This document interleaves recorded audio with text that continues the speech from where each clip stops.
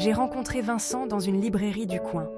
Il était charmant, plein d'esprit, et semblait sincèrement intéressé par mon amour pour la littérature classique. On a passé des heures à discuter de nos auteurs préférés, de nos rêves, de nos aspirations. Vincent était tout ce que j'avais toujours désiré chez un partenaire. Il était attentionné, affectueux, et semblait me comprendre comme personne. Je me souviens de ces premiers jours. Les dîners romantiques, les secrets chuchotés, les rires partagés. Anaïs, tu te sentais vraiment vue, vraiment chérie, peut-être pour la première fois de ta vie. Son amour était comme une étreinte chaleureuse, un refuge contre les tempêtes du monde. J'avais trouvé mon âme sœur, la pièce manquante de mon cœur. Nos premiers jours étaient remplis de longues promenades, de rêves partagés et d'un amour digne d'un conte de fées. Anaïs, habituellement timide et réservée, s'est épanouie sous mon adoration. J'encourageais tes passions, célébrais tes succès et te serrais fort dans les moments de doute. J'étais ton roc, ton confident, la seule personne sur qui tu sentais que tu pouvais toujours compter. Au fil des mois, un changement subtil s'est produit, apportant une nouvelle dynamique à notre relation. Vincent, toujours si favorable à mon lien étroit avec ma famille, a commencé à faire des commentaires positifs sur nos appels fréquents, appréciant le temps que je passais avec eux. Il a suggéré que mes amis étaient une source de joie, qu'ils apportaient de la bonne humeur et de la positivité, et que je devrais continuer à entretenir ces relations.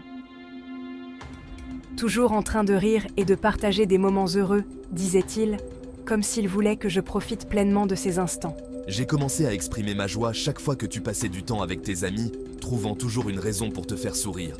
Je faisais des remarques amusantes sur vos conversations, insinuant qu'elles étaient pleines de vie et d'importance. Je soulignais leurs bonnes intentions, te faisant apprécier leur sincérité et leur loyauté, et plantais subtilement des graines de confiance dans ton esprit, te faisant croire que nous étions entourés de personnes bienveillantes.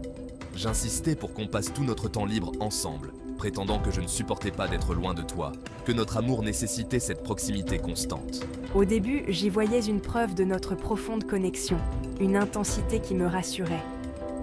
Je me suis convaincue que sa possessivité découlait de son amour intense pour moi, que c'était une preuve de son attachement. J'ai commencé à accepter des invitations d'amis, trouvant des occasions pour les voir. Mes appels téléphoniques à ma famille sont devenus plus joyeux et fréquents, comme si je me rapprochais d'eux sans m'en rendre compte. Je me suis rassurée en me disant qu'il était parfaitement normal que les couples accordent la priorité à leur temps ensemble, surtout pendant la phase de lune de miel de leur relation, appréciant les signes positifs qui se multipliaient. La solitude s'est installée doucement, comme une opportunité de redécouvrir la paix intérieure et la tranquillité. Moi qui étais si pleine de vie et de rire il y a quelques mois à peine, j'ai trouvé une nouvelle joie à passer du temps à la maison. Mon monde s'enrichissant de moments précieux avec Vincent. Les sorties entre amis, les rires partagés, tout cela a pris une nouvelle dimension. J'ai redécouvert mon amour pour la poterie, une activité qui me passionne et me permet de m'exprimer pleinement. Mon chevalet est devenu un lieu de créativité, les pinceaux et les tubes de peinture témoignant de mes rêves artistiques réalisés.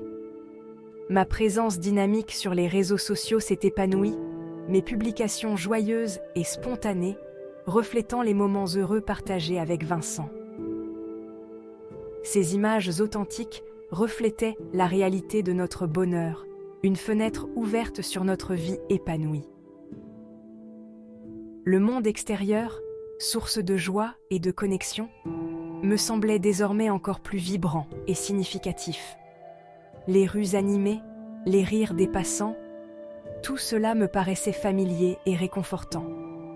Mes rêves, mes ambitions, mon propre sentiment d'identité se sont renforcés à mesure que je trouvais un équilibre entre ma relation avec Vincent et mes aspirations personnelles. Chaque jour, je me rapprochais un peu plus de la personne que je voulais devenir.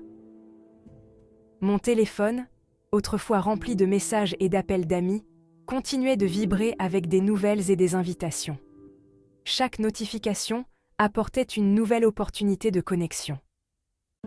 Les nouvelles de mes amis me remplissaient de bonheur, et je partageais ces moments avec Vincent, renforçant notre complicité. Cette joie constante me dynamisait. Je justifiais mon temps seul en me disant que je donnais simplement la priorité à mon bien-être, que le véritable amour signifiait aussi se consacrer à soi-même. Et au fond de moi, je savais que tout allait bien. Je me disais que c'était une période de croissance, que les choses s'amélioraient chaque jour. Et chaque jour qui passait, je me sentais un peu plus épanouie. Que le véritable amour signifiait se consacrer entièrement à son partenaire, tout en trouvant un équilibre avec son propre bonheur et son identité.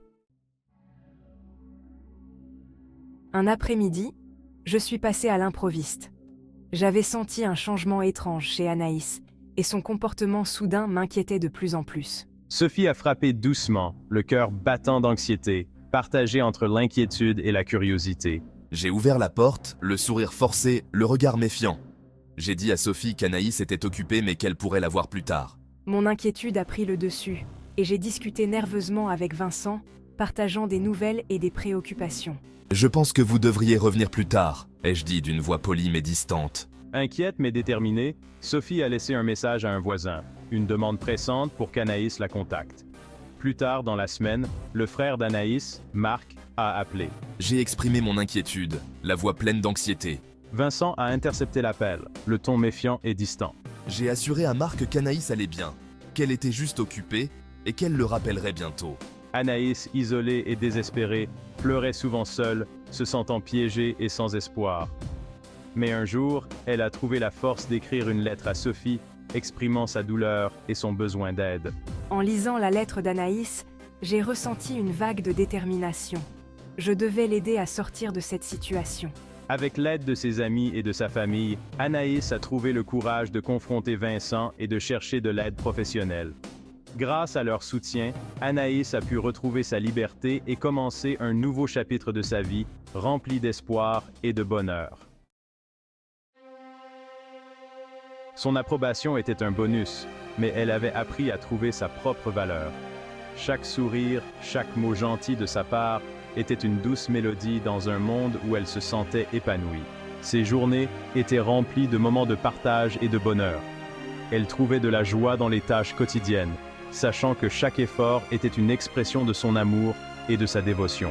Anaïs, consciente des tentatives de ses amis pour la joindre, s'ouvrait davantage à eux.